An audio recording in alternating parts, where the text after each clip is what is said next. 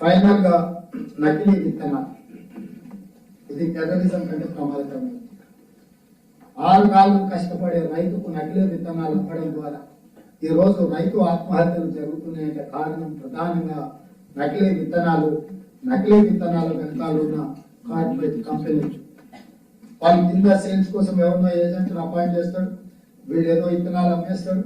మీరు ఆ కంపెనీ మీద కేసు పెట్టకుండా ఉంటే వాళ్ళ లాస్ట్ పాయింట్ లో కేసు పెడుతున్నారు. వాడు జయ బజరంగ బలి అని పెడతాడు, తీయగానే శ్రీ వెంకటేశ్వర అని పేరు మార్చేస్తాడు. లైసెన్స్ తప్పుడు పేరు మీద తీసుకొని అంతకుముందు అన్న పేరు మీద ఉంటే మీరు నోటీస్ ఇవ్వగానే ఫ్యామిలీలో ఇంకొక మెంబర్ మీద తీసుకొని సింపుల్ గా దాని బోర్డు తిప్పేసి నడుస్తుంది.